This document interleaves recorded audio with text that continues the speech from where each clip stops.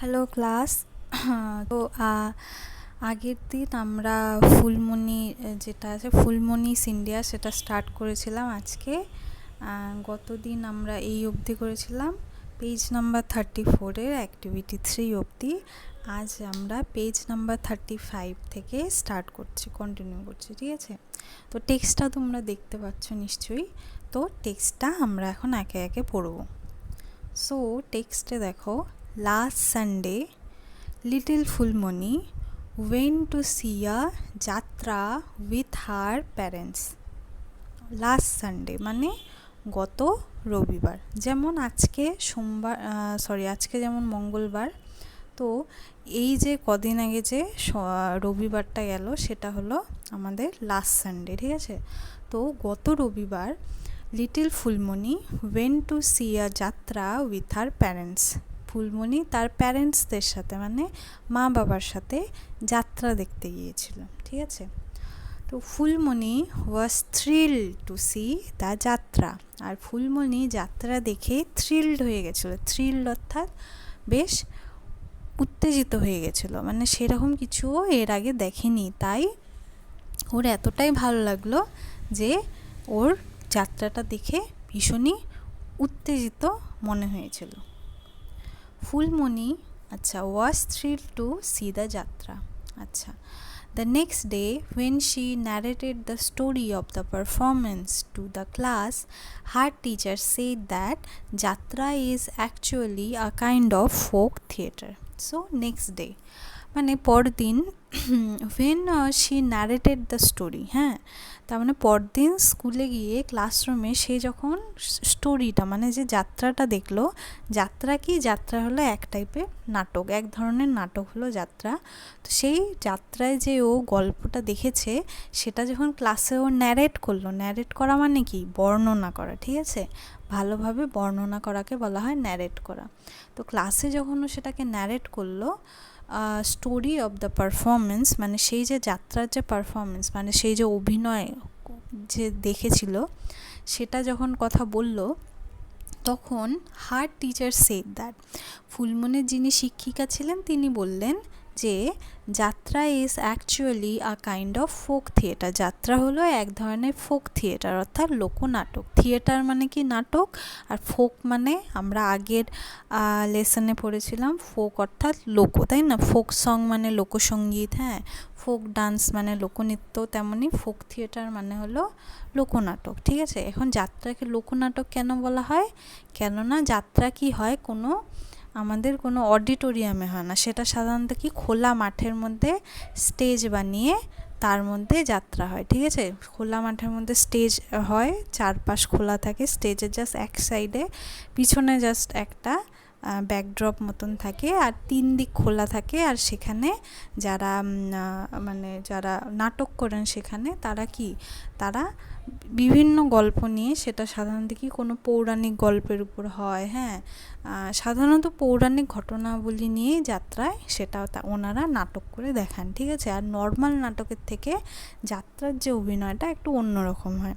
যেমন আমাদের কোচবিহারের রাসমেলার সময় মদনমোহন বাড়িতে কিন্তু যাত্রা হয়, তো সেটা হয়তো কেউ দেখে থাকবে, কেউ হয়তো দেখনি, তো সুযোগ পেলে একবার নিশ্চয়ই দেখবে।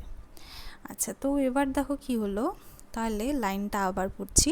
দ্য নেক্সট ডে, পরের দিন, when she narrated the story of the performance to the class, যখন ফুলমণি সেই অনুষ্ঠানের গল্পটির কথা ক্লাসে বর্ণনা করলো, her teacher said that যাত্রা is actually a kind of folk theatre. তখন তার শিক্ষিকা বললেন যে যাত্রা হলো এক ধরনের লোকনাটক।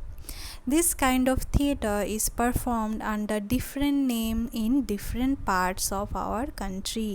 This kind of theatre, এই ধরনের নাটক, is performed, এই ধরনের নাটকগুলি পরিবেশন করা হয় under different name in different parts of our country. অর্থাৎ কি বলছে? in different parts of our country মানে আমাদের দেশে ডিফারেন্ট পার্টে, বিভিন্ন আলাদা আলাদা জায়গায়, in different name, ঠিক আছে? আলাদা আলাদা নামে এই ধরনের লোকনাটককে পরিবেশন করা হয়। তাহলে লাইনটি আবার পড়ছি, দেখো। This kind of theatre is performed under different names. এই ধরনের নাটক পরিবেশন করা হয় বিভিন্ন আলাদা নামে in different parts of our country, আমাদের দেশের আলাদা আলাদা জায়গায়। তার মানে এক এক জায়গায় এটার এক এক টাইপের নাম। যেমন পশ্চিমবঙ্গের নামটা কি যাত্রা। ওকে, তো দেখো it is call tamasha in Maharashtra, মহারাষ্ট্রে এটাকে বলা হয় tamasha. Nautanki in north India, নর্থ ইন্ডিয়াতে একে বলা হয় নটাঙ্কি। অ্যান্ড যাত্রা ইন বেঙ্গল, আর বাংলায় বলা হয় jatra. Most of this folk theatre are based on mythological incidents or characters. Most of this অর্থাৎ বেশিরভাগ ফোক থিয়েটারই, মানে বেশিরভাগ লোকনাটকই আর বেসড অন, বেসড মানে ভিত্তি হয়, কিসের উপর ভিত্তি করে তৈরি হয় নাটকের গল্পগুলো? অন মাইথোলজিক্যাল ইনসিডেন্ট, মাইথোলজিক্যাল অর্থাৎ পৌরাণিক ঘটনাবলী, অর ক্যারেক্টার অর্থাৎ পৌরাণিক ঘটনা বা পৌরাণিক কোনো চরিত্র। এবার পৌরাণিক ঘটনা কি কি জানি, সব থেকে ভালো এক্সাম্পল হলো কি রামায়ণ মহাভারত, তাই না? পৌরাণিক ঘটনা বা এবং পৌরাণিক ক্যারেক্টার কারা কারা? পৌরাণিক ক্যারেক্টার কে কে হতে পারে রামায়ণ মহাভারত থেকে? রাম হতে পারে, তাই না? রাম, লক্ষ্মণ, সীতা, তারপর তোমার শ্রীকৃষ্ণ, অর্জুন। তো এনারা সবাই কি পৌরাণিক কিছু ক্যারেক্টার। তো সাধারণত কি বলছে, most of this folk theatre, বেশিরভাগ লোকনাটকগুলোই are based on mythological incident or character, বেশিরভাগ লোকনাটকগুলোই পৌরাণিক ইনসিডেন্ট, পৌরাণিক ঘটনাবলী অথবা পৌরাণিক ক্যারেক্টার, পৌরাণিক চরিত্রের উপর ভিত্তি করে তৈরি হয়। ঠিক আছে, বেসড অন মানে ভিত্তি করে তৈরি হওয়া। ওকে, নেক্সট পার্টে আসো। দেখো, India has a rich heritage of classical dance. আচ্ছা, এবার India has rich heritage, heritage অর্থাৎ কি ঐতিহ্য, অফ ক্লাসিক্যাল ডান্স। আচ্ছা, ক্লাসিক্যাল ডান্স কি আমাদের? ক্লাসিক্যাল ডান্স হলো শাস্ত্রীয় নৃত্য। এতক্ষণ আমরা লোকনৃত্যের কথা পড়েছি, তাই না, গত দিনের লেসনে। আজকে আমরা জানবো ক্লাসিক্যাল ডান্সের কথা, মানে শাস্ত্রীয় নৃত্য যাকে বলা হয়। তাহলে লাইনটা আবার পড়ছি, দেখো, India has a rich heritage of classical dance. ভারতবর্ষের শাস্ত্রীয় নৃত্যের একটি গৌরবময় ঐতিহ্য রয়েছে। ঠিক আছে, এখানে রিচ, রিচ কথাটির অর্থ এখানে বলতে পারো তুমি সমৃদ্ধ বা গৌরবময়। ঠিক আছে, এখানে কিন্তু রিচ কথার মানে দামি নয়, এখানে রিচ কথার মানে কি সমৃদ্ধ বা গৌরবময়। সুতরাং এই সেন্টেন্সটার মিনিং কি হবে, যে ভারতবর্ষের শাস্ত্রীয় নৃত্যের একটি গৌরবময় বা একটি সমৃদ্ধ ঐতিহ্য রয়েছে। ওকে, হেরিটেজ অর্থাৎ ঐতিহ্য।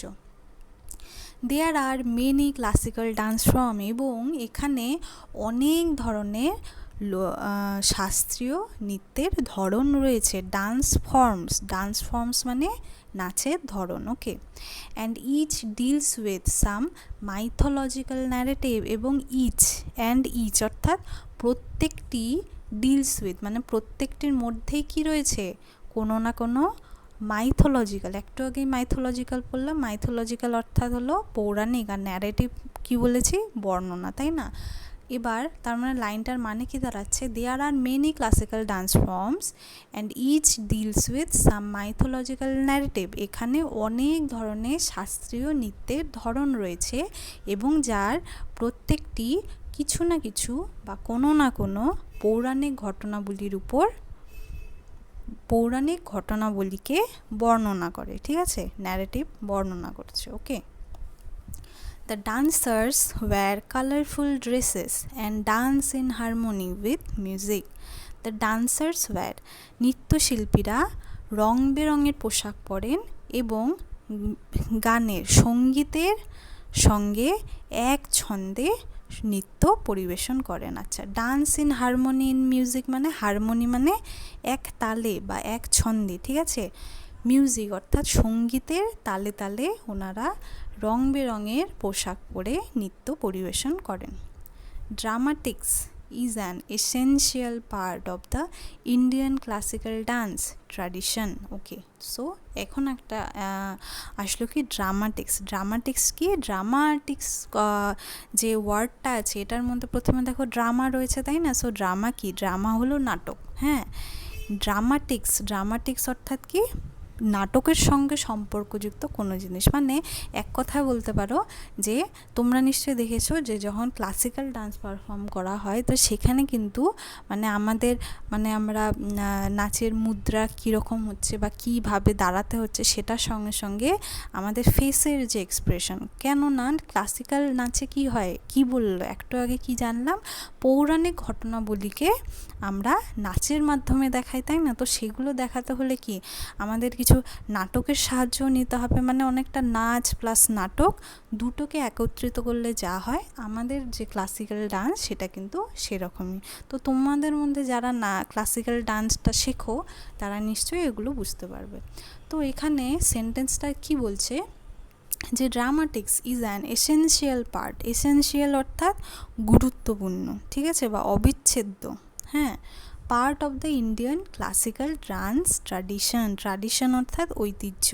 তাহলে সেন্টেন্সটার মানে কি দাঁড়াচ্ছে যে আমাদের শাস্ত্রীয় নৃত্যের যে ঐতিহ্য রয়েছে তার একটা অবিচ্ছেদ্য অঙ্গ বা অন্যতম অঙ্গ হলো ড্রামাটিক্স বা নাটক, ঠিক আছে। Kathak is a dance of north ইন্ডিয়ার। কত্থক হলো উত্তর ভারতের একটি নৃত্যশৈলী।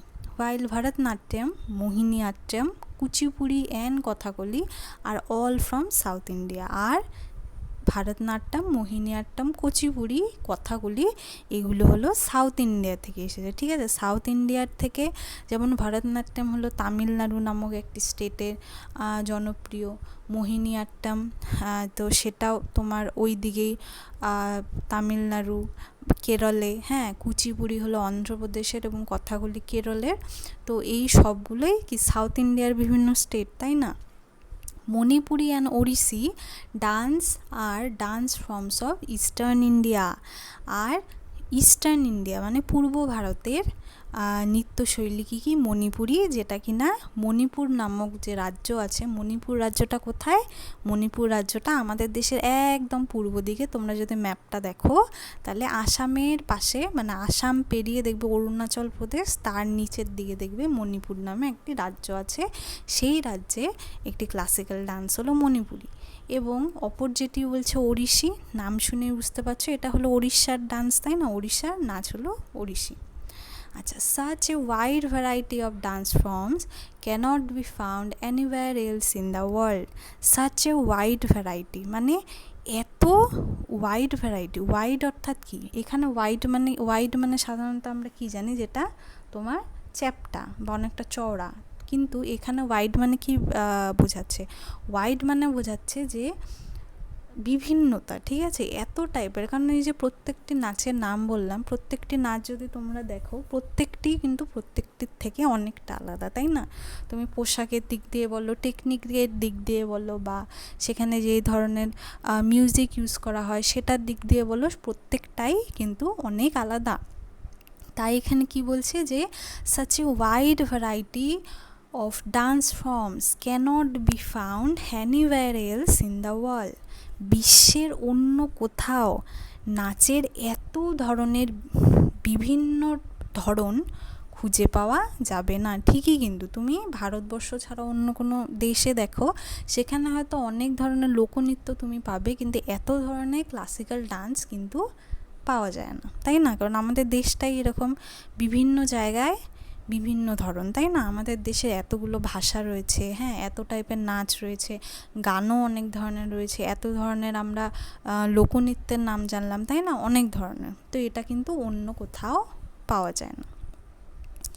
Dance and music have always been integral to the Indian culture. আচ্ছা, ডান্স অ্যান্ড মিউজিক, নৃত্য এবং সঙ্গীত, মিউজিক, হ্যাভ অলওয়েজ বিন মানে সব সময়ই হয়ে রয়েছে ইন্টিগ্রাল অর্থাৎ যেটা কিনা অবিচ্ছেদ্য, মানে যেটাকে আলাদা করা যাবে না এমন জিনিস, to the Indian culture. Indian culture অর্থাৎ ভারতীয় সংস্কৃতি।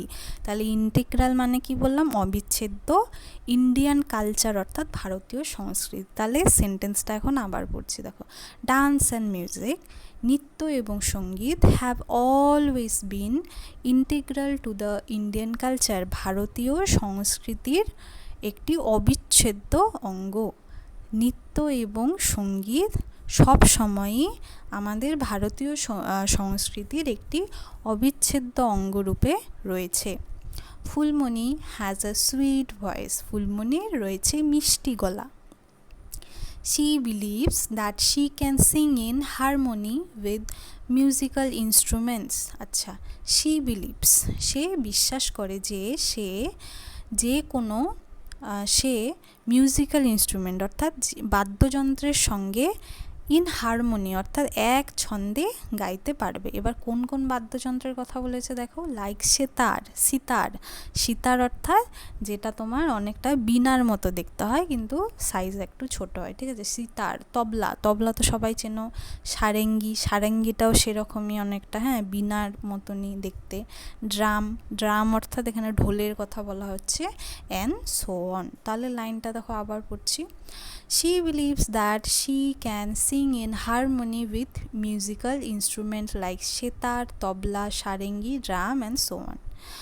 সে বিশ্বাস করে যে সে বাদ্যযন্ত্রের সঙ্গে এক ছন্দে গাইতে পারবে, যেরকম সেতার, তবলা, সারেঙ্গি, ঢোল এবং আরও যা যা রয়েছে। সো ওয়ান মানে আরও যা যা রয়েছে, ঠিক আছে। মানে যেমন আমরা লিখি অ্যাটসেট্রা, মানে এক্সাম্পলের সময় যে ইত্যাদি, যেটাকে বাংলাতে লিখি ইত্যাদি, তো সো ওয়ান মানে হলো সেটা, ঠিক আছে।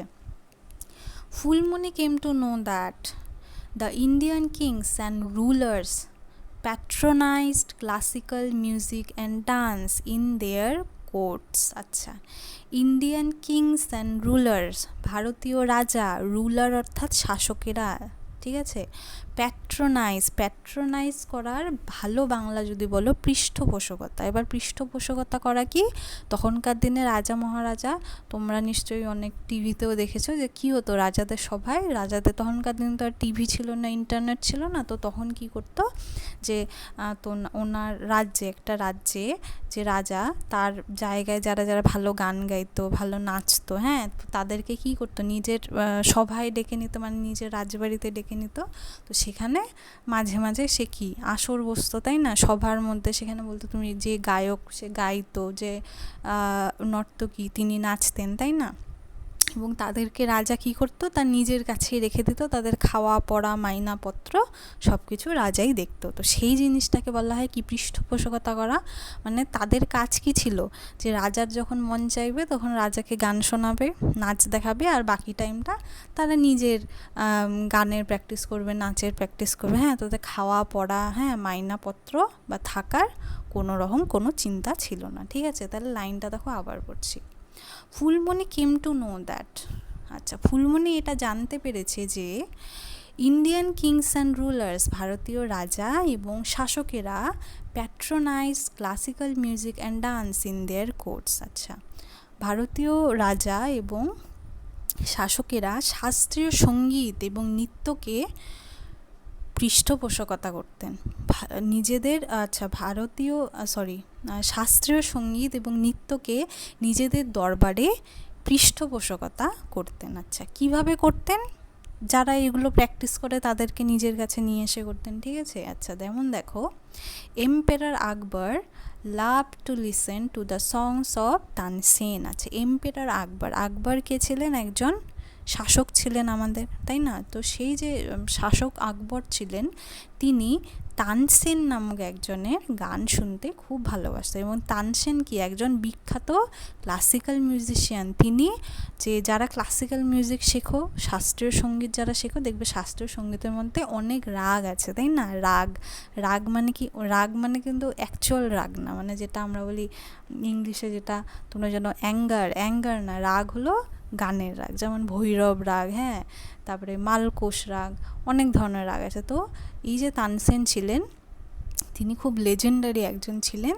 তো বলা হতো তিনি নাকি এমন একটা রাগ গাইতেন, সেটার নাম নাকি ছিল কি মেঘমল্লার। সেই রাগ তিনি যখন গাইতেন তখন কি হতো, তখন নাকি তার গানে শোনার সাথে সাথে মানে আকাশ সেই গান শুনে বৃষ্টি ঝরে পড়তো। মানে তার গান এতটাই পাওয়ারফুল ছিল, এতটাই তিনি ভালো মিউজিশিয়ান ছিলেন। এবং তিনি অনেক ধরনের এইরকম শাস্ত্রীয় সঙ্গীতের রাগ আবিষ্কার করেছিলেন, যেটা কিনা এখনও লোকেরা শেখে এবং লোকেরা গায়। ঠিক আছে, hour country is so big that we have many different styles of classical music.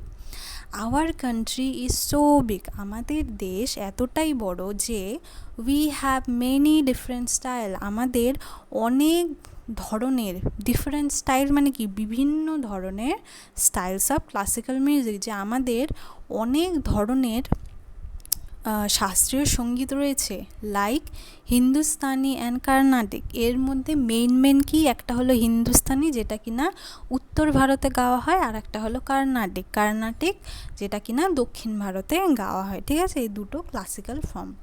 Each of this style grew in temples. আচ্ছা, ইচ অফ দিস স্টাইল মানে ইচ অফ দিস স্টাইল, আচ্ছা এই দুটো স্টাইলই, এই দু ধরনের সঙ্গীতই গ্রিউ ইন টেম্পলস। গ্রিউ, আচ্ছা গ্রিউ মানে কি জানি বড় হয়ে ওঠা, কিন্তু এইখানে গ্রিউ মানে কি তোমার শুরু হওয়া বা তৈরি হওয়া বা পপুলার হওয়া বলতে পারে। ঠিক আছে, তার মানে সর্বপ্রথম মন্দিরেই এই ধরনের সঙ্গীতের সৃষ্টি হয়েছিল। যেমন আমরা গত দিনের লেসনে পড়েছি কি সমস্ত ক্লাসিক্যাল ডান্স ফর্মই কি মন্দির থেকে সৃষ্টি হয়েছে, তেমনই ক্লাসিক্যাল যে সঙ্গীত সেটাও কিন্তু মন্দিরেই সৃষ্টি হয়েছে। Grew in temples and develop down the ages, অর্থাৎ কি বলছি, ইচ অফ দিস স্টাইলস, এই যে দুটো স্টাইলের কথা বললাম তোমার হলো Hindustani and Carnatic, both of the style মানে এই দু ধরনের শাস্ত্রীয় সঙ্গীতই মন্দিরেই বেড়ে উঠেছে, মন্দিরেই শুরু হয়েছে এবং মন্দিরেই এদের মধ্যে ডেভেলপমেন্ট হয়েছে। এবং ধীরে ধীরে সময়ের সাথে সাথে মানে যত সময় গেছে তত তারা আরও ডেভেলপ হয়েছে, আরও উন্নত হয়ে গেছে। মানে তখনকার দিনে শুধু মন্দিরে সেগুলো গাওয়া হতো, এখন কি বাইরেও সবাই গায়। তো লোকে যত গাইছে, যত আরও লোকে এটাকে শুনছে, কি হচ্ছে এর আরও উন্নতি হচ্ছে, তাই না, আরও নতুন নতুন জিনিস বেরোচ্ছে এর উপরে, যাতে মিউজিকটা আরও ভালো হয়ে ওঠে। আচ্ছা, নেক্সট দেখো, Phulmoni is proud to be an Indian. ফুলমণি ভারতীয় হিসেবে ভীষণই গর্বিত। She has heard that our country is full of great monuments, forts and wonderful architecture. She has heard that, সে এটা শুনেছে যে আওয়ার কান্ট্রি আমাদের দেশ, ইজ ফুল অফ আমাদের দেশ কিসে ভর্তি, গ্রেট মনুমেন্টস। মনুমেন্টস মানে কি স্থাপত্য, আমাদের দেশে অনেক বিখ্যাত গ্রেট স্থাপত্য রয়েছে, ফোর্ট রয়েছে, ফোর্ট অর্থাৎ কি কেল্লা রয়েছে, অ্যান্ড ওয়ান্ডারফুল আর্কিটেকচার এবং ভীষণই সুন্দর শৈলী, স্থাপত্য শৈলী রয়েছে। ঠিক আছে, আচ্ছা মনুমেন্টস মানেও তুমি বলতে পারো স্থাপত্য, হ্যাঁ। আর্কিটেকচার মানে বোঝানো হচ্ছে যে বিল্ডিংগুলো, হ্যাঁ, অনেক যে পুরনো বিল্ডিং রয়েছে, যেমন কী আর্কিটেকচার রয়েছে, যেমন আমাদের কোচবিহারে রয়েছে একটা রাজবাড়ি, তাই না, তো এটাকে আমরা কি বলতে পারি, ওয়ান্ডারফুল আর্কিটেকচার। মদনমোহন বাড়ি ওয়ান্ডারফুল আর্কিটেকচার। এবার গ্রেট মনুমেন্টস, এবার মনুমেন্টও বলতে পারি মনুমেন্টও স্থাপত্যের মধ্যেই পড়ে, কিন্তু মনুমেন্ট কোনগুলো, যেগুলো কি নাকি আরও বেশি বিখ্যাত, তাই না, আরও যেমন যেটাকে এক ডাকে লোকে চেনে, যেমন ধরো তাজমহল রয়েছে, তাই না, একটা এমন জিনিস সেটাকে এক ডাকে সবাই চেনে। তেমনি আর কি রয়েছে আমাদের দেশের মধ্যে, যেমন তোমরা আমাদের যে নোটের মধ্যে, নোটের পিছনে দেখবে, আমাদের যে নোটগুলো আছে তার পিছনে দেখবে অনেক স্থাপত্যের ছবি রয়েছে কিন্তু, তাই না, কোনোটাতে দেখবে একটা তোমার কোণারকের সেই চাকা রয়েছে, সেটা আমাদের একটা গ্রেট ওয়ান্ডারফুল আর্কিটেকচার বলতে পারো। এছাড়া আর কি রয়েছে, আমাদের সাঁচি স্তূপ রয়েছে, সেটা আমরা বলতে পারি গ্রেট মনুমেন্ট। সেগুলো তোমাদের বাড়িতে যে নোট আছে নিশ্চয়ই, সে নোটের নিচে পিছনে কিন্তু তোমরা দেখতে পারবে। তাহলে কি বলছে যে শি হ্যাজ হার্ড দ্যাট, সে এটা শুনেছে যে আমাদের দেশ প্রচুর সুন্দর প্রচুর বিখ্যাত স্থাপত্য, কেল্লা, হ্যাঁ, এবং আর্কিটেকচারে পরিপূর্ণ। She has seen the picture of the Taj Mahal, এবং সে তাজমহলের ছবিও দেখেছে। এবং তোমাদের জন্য দেখো এখানে একটা স্যাম্পলও রয়েছে। It is one of the 7 wonders of the world, আর এটা পৃথিবীর 7ম আশ্চর্যের অন্যতম, তাই না? পৃথিবীর 7টি আশ্চর্য, মানুষের তৈরি 7টি এমন জিনিস যেটার কিনা কোনো তুলনা হয় না, সেটার মধ্যে একটা হলো তাজমহল। আর কি কি রয়েছে? আর রয়েছে যেমন চীনের প্রাচীর রয়েছে, প্যারিসের আইফেল টাওয়ার রয়েছে, তাই না? আমাদের স্ট্যাচু অফ লিবার্টি যেটা আমেরিকাতে রয়েছে, হ্যাঁ, আরও রয়েছে তোমাদের আর্জেন্টিনা, পেরুতে রয়েছে Machu Picchu and so on, এবং আরও অনেক কিছু রয়েছে। সেগুলো 7 ওয়ান্ডার্স অফ দ্য ওয়ার্ল্ড, এবং সেগুলো মাঝে মাঝে কিন্তু পরিবর্তন হয়, কিন্তু তাজমহল অনেক দিন ধরেই সেই 7ম আশ্চর্যের মধ্যে রয়েছে। দ্য ফোর্ট অ্যাট আগ্রা, আচ্ছা, আগ্রার কেল্লা, তাজমহল আগ্রাতে অবস্থিত এবং সেখানে একটা কেল্লাও রয়েছে, সেটা হলো আগ্রা ফোর্ট বলা হয়। And red fort in Delhi, এবং দিল্লির লাল কেল্লা। আর অলসো ওট সিং, ওট সিং মানে কি? দেখার মতো, মানে কি বলছে যে আগ্রার কেল্লা এবং দিল্লির লাল কেল্লাও দেখার মতো জিনিস। লাল কেল্লা কোনটা? যেই লাল কেল্লায় 15ই আগস্টে দেখবে প্রতি বছর প্রধানমন্ত্রীরা সেখান থেকে ভাষণ দেন, কিন্তু প্রধানমন্ত্রী যিনি হন, তো প্রত্যেক বছর 15ই আগস্টে যেখান থেকে প্রধানমন্ত্রী ভাষণ দেয় সেই যে কেল্লাটা, সেটাকে বলা হয় রেড ফোর্ট, ঠিক আছে? দ্য হিউজ গেটওয়ে অফ বুলন্দ দরওয়াজা, এবং বুলন্দ দরওয়াজা নামে একটি জায়গা, যে হিউজ গেটওয়ে। গেটওয়ে মানে কি? গেটওয়ে মানে দরজা। তো বুলন্দ দরওয়াজা, দরওয়াজা মানে সবাই জানো দরজা, তো সেটা যেহেতু একটা বিশাল অ্যাকচুয়ালি দরজাই, একটা গেট, তাই সেটাকে বলা হয় বুলন্দ দরওয়াজা।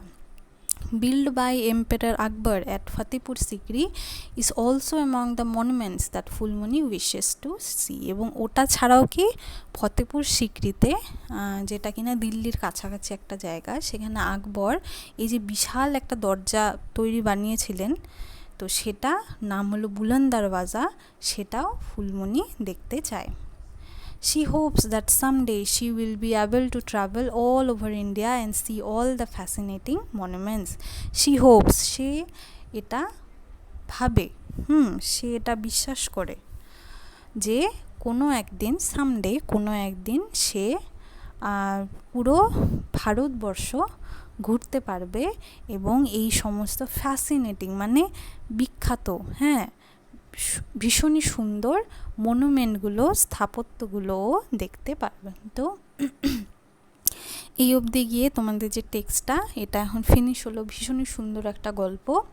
এবার দেখো ওয়ার্ড্রোব কতগুলো আছে। প্রথমেই আছে মাইথোলজিক্যাল। মাইথোলজিক্যাল মানে তোমাদের বলেছি ঐতিহাসিক, তাই না? মাইথোলজিক্যাল অর্থাৎ related to imaginary, related to imaginary অর্থাৎ ইম্যাজিনারি অর্থাৎ যেটাকে আমরা কল্পনা করতে পারি।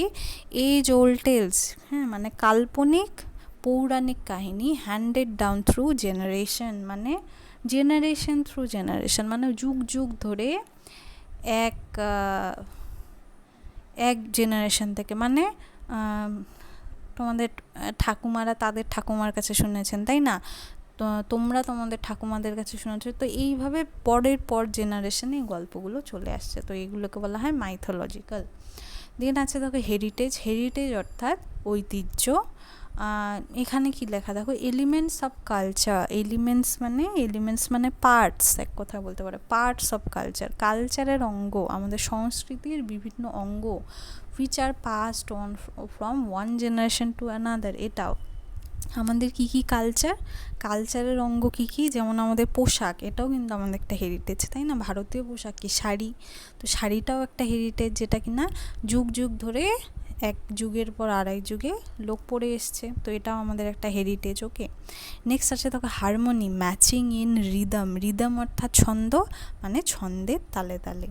এসেনশিয়াল মানে মোস্ট নেসেসারি, সব থেকে বেশি গুরুত্বপূর্ণ হলো এসেনশিয়াল, যেটা ছাড়া হবেই না, সেটাকে বলে essential. Patronise, gave support to art music. আচ্ছা, প্যাট্রোনাইজ করা মানে দেখো শুধু গেভ সাপোর্ট এটাই, হ্যাঁ, অ্যাকচুয়ালি আর্ট মিউজিক না, প্যাট্রোনাইজ যে কোনো জিনিসকেই করা যায়, ঠিক আছে? তো প্যাট্রোনাইজ করা যেটা বললাম, পৃষ্ঠপোষকতা করা, ঠিক আছে? বাংলাটি হলো পৃষ্ঠপোষকতা করা। এবার অ্যাক্টিভিটি 4 দেখো, আচ্ছা, in India there are many types of classical dance, এটা কি ট্রু? আচ্ছা, next, Kathakali dance originated in northern India, এটা কি ফলস হবে? কথাকলি ডান্স সাউথ ইন্ডিয়ার। নেক্সট দেখো, sitar is a musical instrument, একদম true. In India there is only one form of classical music, ভারতবর্ষে শুধু এক ধরনেরই ক্লাসিক্যাল সঙ্গীত রয়েছে, এটা কি ফলস? দু ধরনের পড়লাম আমরা আজকে, তাই না? Hindustani and Carnatic. Tansen was a great vocalist, একদম ঠিক, তানসেন একজন বিখ্যাত গায়ক ছিলেন। ওকে, আচ্ছা, নেক্সট দেখো অ্যাক্টিভিটি 5-এ প্রশ্নগুলো রয়েছে। কোশ্চেনগুলো ভীষণই সোজা, তোমরা একাই দেখো পারবে। Which country has a rich heritage of classical dance, কোন দেশের ক্লাসিক্যাল ডান্সের গৌরবময় ঐতিহ্য রয়েছে? ইন্ডিয়া, তাই না? তো শুধু হুইচ কান্ট্রির জায়গায় আমরা যদি ইন্ডিয়া বসিয়ে দিই তাহলেই কিন্তু আমাদের অ্যান্সারটা হয়ে যাবে, তাই না? India has a rich heritage of classical dance. আচ্ছা, what is an essential part of Indian classical dance? ও আচ্ছা, ইন্ডিয়ান ক্লাসিক্যাল ডান্সের সবথেকে এসেনশিয়াল গুরুত্বপূর্ণ অংশটা কি? ড্রামাটিক্স, তাই না? কি বললাম? Dramatics is an essential part of Indian classical dance. Okay, who love to listen to the songs of Tansen, তানসেনের গান কে শুনতে ভালোবাসতেন? হুয়ের জায়গায় কি লিখবো? Emperor Akbar love to listen to the songs of Tansen. Okay, next দেখো, which monument in India is among the 7 wonders of the world, ভারতের কোন মনুমেন্ট সপ্তম আশ্চর্যের অন্যতম? তাহলে কি লিখব? Taj Mahal in India is among the 7 wonders of the world. What is Buland Darwaza? আচ্ছা, এখানে দেখো লেখা আছে বুলন্দ দরওয়াজা। আচ্ছা, আচ্ছা, 3 নম্বর লাইনটা দেখো, যদি থার্ড লাইনটা দেখো, the huge gateway or Buland Darwaza build by emperor Akbar at Fatehpur Sikri is among, আচ্ছা, শুধু এই ফার্স্ট থার্ড লাইন আর fourth line, the huge gateway or Buland Darwaza build by emperor Akbar at Fatehpur Sikri, তাহলে কি বলবো? Buland Darwaza is a huge gateway made by emperor Akbar at Fatehpur Sikri. Name the folk theatres of Maharashtra, মহারাষ্ট্রের folk theatre তামাশা, বেঙ্গলের যাত্রা, নর্থ ইন্ডিয়ার নৌটাঙ্কি। সো এই কোশ্চেনগুলো আজকে মুখে মুখে ডিসকাস করলাম, নেক্সট দিন আমি এগুলো লিখে তোমাদেরকে নেক্সট যে ভিডিওতে সেটাতে দেখিয়ে দেবো। ওকে, আচ্ছা, অ্যাক্টিভিটি 6টা আমরা নেক্সট দিন করব। তো আজকে আমরা উইংস পড়লাম না এই পড়াটাই, তো নেক্সট দিন আমরা উইংসও করব, এবং এই যে কোশ্চেনগুলো এগুলো তো মুখে বলেই দিলাম যেহেতু ভীষণই সোজা, পরের দিন তোমাদের লিখেও সেটা আমি তোমাদের দেখিয়ে দেবো, ঠিক আছে? সেখান থেকে তোমরা স্ক্রিনশট করে নিও। তাহলে থ্যাংক ইউ ক্লাসটাকে দেখার জন্য, সবাই ভালো থাকবে এবং নিজের খেয়াল রাখবে এবং রেগুলার পড়াশোনা করবে এবং হাতের লেখা কিন্তু অবশ্যই প্র্যাকটিস করবে, ঠিক আছে? Thank you.